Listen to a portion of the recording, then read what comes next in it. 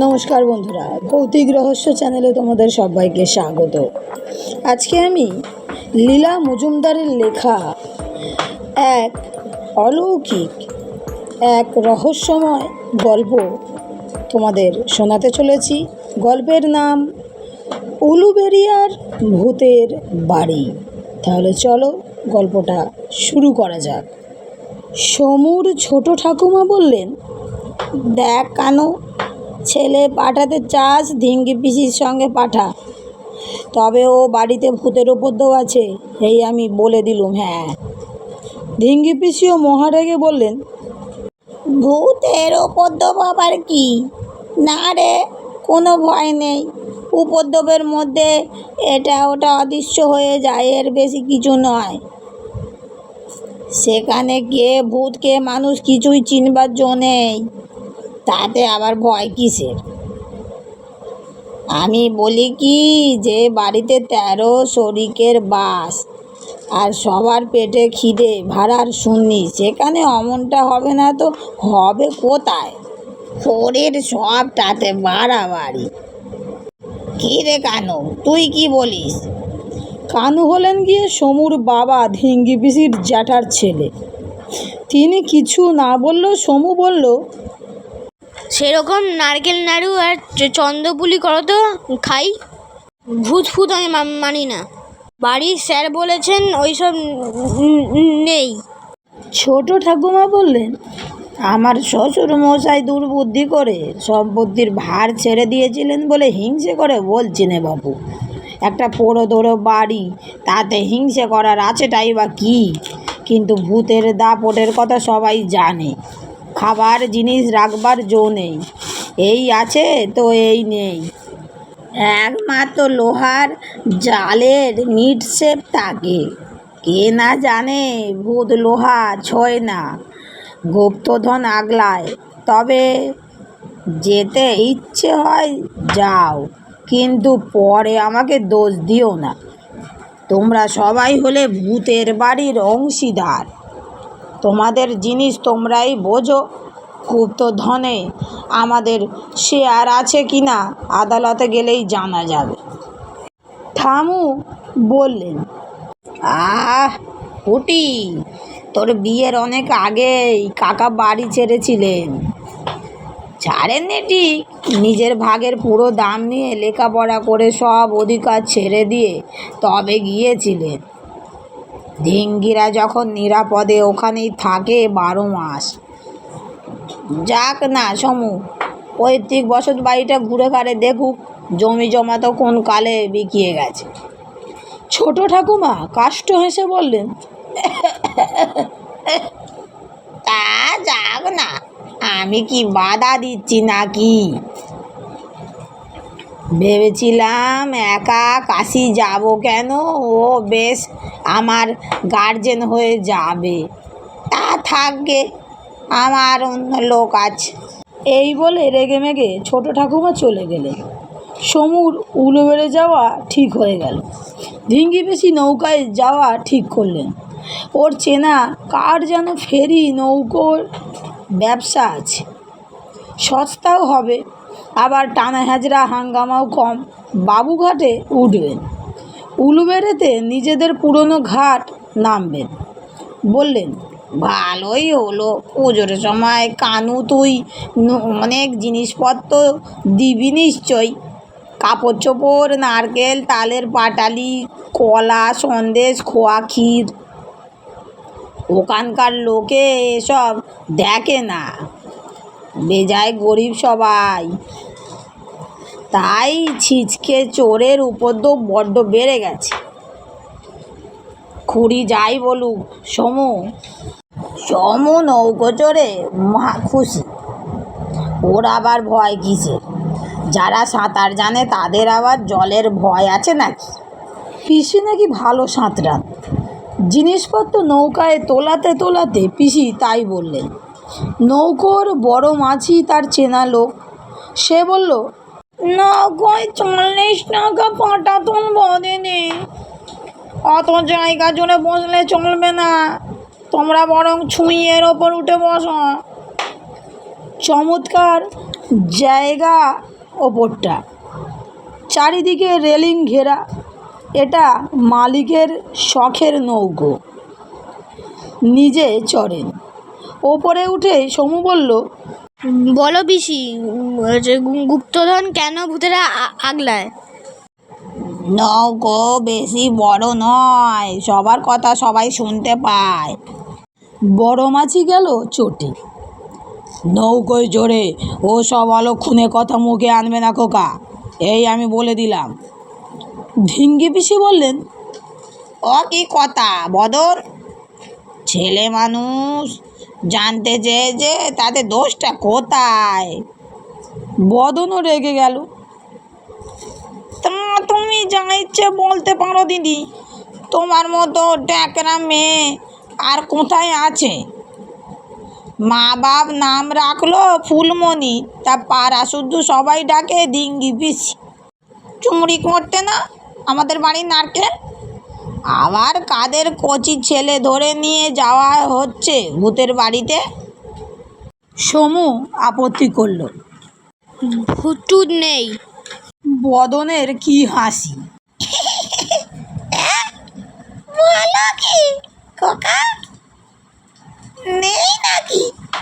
তা পাড়া শুদ্ধ সবাই যাদের দেখতে পায় তারা সকলে একেবারে নেই হয়ে গেল? নেই যদি তবে তা বাড়িটা 20 বছর খালি পড়েছিল কেন? এখনই না হয় সরকার ভাড়া নিয়ে নুনের গুদুম করেছে। পিসি বললে, বাচ্চা বকছো কেন বদন? মোটেই শুধু নুনের নয়, অর্ধেকটাতে নারকেলের ছোবড়া থাকে। পাড়ার লোকে ভূত দেখছে না আরও কিছু? বলি, ভূত কি গলায় সার্টিফিকেট ঝুলিয়ে বেড়ায় যে দেখলেই চেনা যাবে? কই, আমি তো কখনো দেখিনি। ভূতে মানুষেতে যদি কোনো তফাতেই নাই থাকলো, তবে আবার ভূত কিসের? না রে সমু, ওর কথায় কান দিস নে। উলুবেড়ে হলো গিয়ে আচিপুরের উল্টো দিকে, সেই যেখান থেকে সোনা পাচারের গল্প শোনা যায়। বেশ বড় শহর উলুবেড়ে। একটা মন্দির আছে, মেলা যাত্রী আসে বিশেষ বিশেষ দিনে। ছাগলগুলো এখানে নামলো। নিজেদের ছোট্ট ঘাটে ঢিঙ্গি পিসি তার 11টা মালপত্র গুনে নামিয়ে বদনকে বললেন, তোলো দেখিনি। বদন তো হাঁ। তোলব কি দিদি? তুমি আর হাসিও না। বলে আমার জাতি পাড়াপাড়ের দিন 4টি পোহা ঘরে আসবে। যাদের বাড়িতে কাজ করার লোক নেই তাদের অত মালপত্রের বহরই বা কেন শুনি? শুনে ঢিঙ্গি পিসি চেঁচাতে লাগলেন, চোপড়াও চোপড়াও বদনা। কে বলেছে? হ্যাঁ, লোকজন নেই? অষ্টপ্রহর কি তুমি আমার কাজ করে দাও নাকি? বদন ছোট একটা পাটালির হাঁড়ি সমুর হাতে দিয়ে বাকি জিনিস নিজের কাঁধে মাথায় বগলে গুঁজে রওনা দিল। নদীর ধারে অন্য শরিকদের আম বাগান, বাঁশবন ইত্যাদি পেরিয়ে মস্ত এক পোড়ো বাড়ির খিড়কির দৌড়ের জিনিস নামিয়ে বদন তার ট্যাঙ্ক থেকে একটা ছোট্ট শেকড় মতো জিনিস সমুখে দিয়ে বলল, নাও, পকেটে ফেলে রাখো, ভয় করবে না। বলে হনহন করে রওনা দিল। অনেকটা আমাদার মতো, গন্ধও সেই রকম। পরে বদন বলেছিল, দেখেছ কাণ্ড, ভুলে আমাদাটি দিয়েছিলাম, তবু কাজ দিয়েছিল বাবু। খিড়কি খোলাই ছিল, ঢুকেই উঠোন বোঝা গেল একটা বাড়ির পেছন দিক। পিসি বললেন, সামনের সবটা জুড়ে সরকারি নুন চিনির গুদাম রে সমু। ওদিকটা নিয়ে আমাদের মাথা ঘামাতে হয় না, বরং 1300 টাকা মাসে ভাড়া পাই, 13 ভাগ হয়। আয় দুজনে মিলে জিনিসগুলো তুলে ফেলি। ভারী তো ওজন, ছোঁড়াগুলো আবার কিছুতেই ভেতরে আসবে না, গলিতেই ওদের যত তেড়ি বেরি। উঠোনের পাশের রকে একজন আধবুড়ো দাড়িওয়ালা লোক মাথা নিচু করে ঠ্যাং ঝুলিয়ে বসেছিলেন। আমাদের দেখে খুশি হয়ে বললেন, কি আনলে? কই দেখি দেখি। তারপর ফোঁস করে নিঃশ্বাস ছেড়ে বললে, হ্যাঁ, তা আমার কপালে কি জুটবে, সব তো দেখতে দেখতে পাচার হয়ে যাবে। ধিঙ্গি পিসি কোনো উত্তর না দিয়ে সমুর সাহায্যে জিনিসপত্র ভাড়ারে দুটি লোহার মিট সেফে তুললেন। পায়রার খোপের মতো বাড়ি, নাকি 13 জনের শরীর। উঠোনটা পর্যন্ত পাঁচিল তুলে 13 ভাগ। খিড়কি দিয়ে ঢুকেই লম্বা একটা গলি মতো গেছে। তার থেকে যে যার নিজের দরজা দিয়ে নিজের উঠোনে ঢোকে। আগে নাকি ঠক ঠাঙাড়ে আর বাঘ বাঘালের উপদ্রব থেকে বাঁচবার জন্য এই ডবল পাঁচিলের ব্যবস্থা হয়েছিল। জিনিস তুলে উঠোনের পাতকোতে চান করতেই সন্ধে নামল। ততক্ষণ অন্য শরিকদের বাড়ি থেকে চ্যাঁ ভ্যাঁ শব্দ আর উনুনের ধোঁয়া এলেও কাউকে দেখা যায়নি। কিন্তু যেই না ধিঙ্গি পিসি কাপড় ছেড়ে হাত মুখ ধুয়ে, বাতের জন্য দুবেলা স্নান চলে না। সমুর বাবার পাঠানো সুজি, চিনি, এলাচ, কিশমিশ দিয়ে মোহন ভোগ তৈরি করে সমুকে রান্নাঘরে ডেকেছেন। অমনি কে যেন কোত্থেকে গুটি 3-4 রোগা রোগা ভদ্রলোক এসে সেই প্রথম জনের পাশে ঠ্যাং ঝুলিয়ে বসে থুতনি দিয়ে সমুকে দেখিয়ে বললেন, এই খাজনার ব্যাপারটা সুরাহা করে দিতে এসেছে নাকি? বড্ড ছোট না? রান্নাঘর থেকে ধিঙ্গি পিসি গলা তুলে ডাক দিলেন, সমু, তুই ভেতরে আয়। আর নবু, গবু, বেজি, গুটে, তোমরা একটু ঘুরে এসো। খাজনার কথা উকিল মশাই কি বলবে শুনবো। ওরা রেগে গেলেন। শুনবে আমার কি? মাকে খাজনা দিতে না পারলে বাড়ি নিলে হবে। আমরা উদ্বাস্তু হব। তোমার কথা আলাদা, বড়লোক ভাই আছে, সুজি কিশমিশ পাঠায়। অবশ্যই আমার তার গন্ধটাই পাই। তাকে বলো 25,000 টাকা নিয়ে আমাদের 13 সিঁড়িকের দায় মুক্ত করক। আমাদের তো সের দরে বেচলে 25টা পয়সাও উঠে কিনা সন্দেহ আছে। কি খোকা, তুমি কি বলো? সমু বলল, তোমাদের তো গুপ্তধন আছে, আবার ভূতে আগলায়। বাবা কেন টাকা দেবে? তোমাদের টাকা দিলে বাবা মোটর সাইকেল কিনবে কি করে?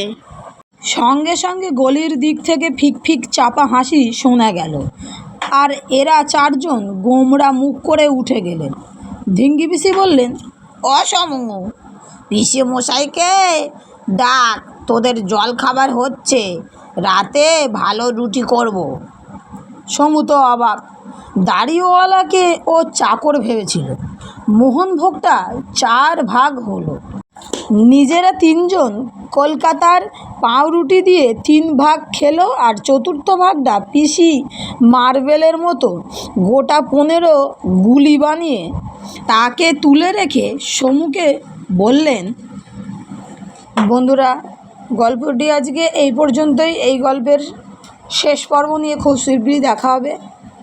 তবে গল্পটা তোমাদের কেমন লেগেছে অবশ্যই কমেন্টে জানিও। আর ভালো লেগে থাকলে বন্ধুদের সঙ্গে শেয়ার করে চ্যানেলটি সাবস্ক্রাইব করে লাইক করে পাশে থেকো, যাতে নতুন নতুন গল্প তোমাদের শোনাতে পারি। তাহলে বন্ধুরা, আজকের মতো বিদায়। সবাই ভালো থেকো, সুস্থ থেকো, সবাইকে ভালো রেখো। রাধে রাধে।